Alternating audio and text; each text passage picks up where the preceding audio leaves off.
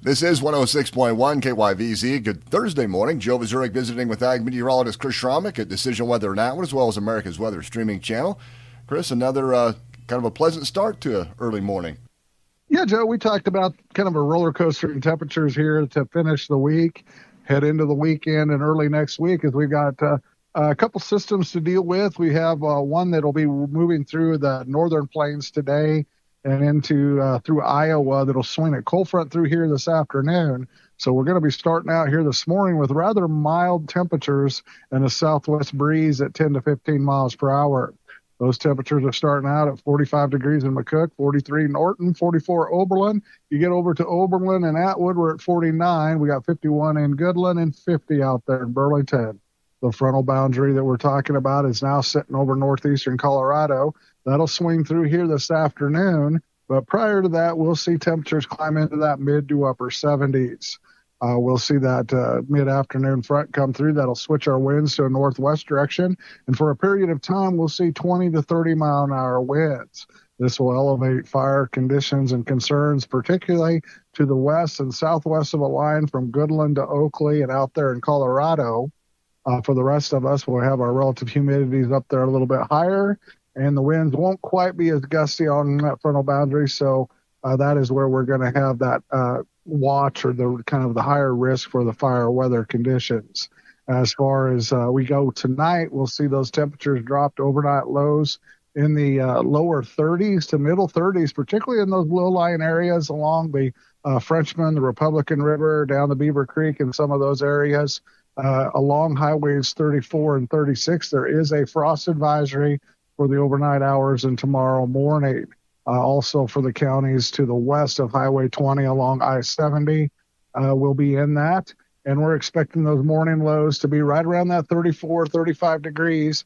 You take the account the evaporational cooling in the lower areas, we could get down there to 32, 33 degrees, thus having that frost advisory. Tomorrow it'll be a lot cooler. However, the winds will die down. They'll turn back to a southeast direction at 5 to 15. We'll only see afternoon high temperatures in those lower to mid 60s. And then as we head towards the weekend, we'll start off Saturday similar to tomorrow morning, where those low temperatures will be in that 32, right around that 32 degrees. So if you're in those low-lying areas, you could get below freezing.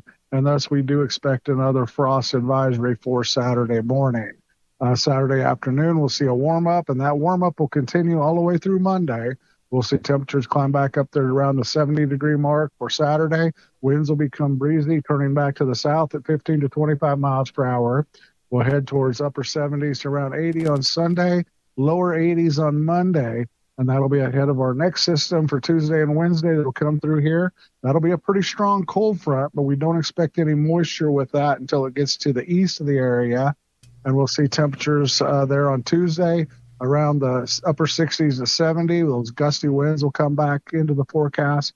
Could have some fire concerns, some blowing dust with that as they go 30, 35, maybe even 40 miles an hour.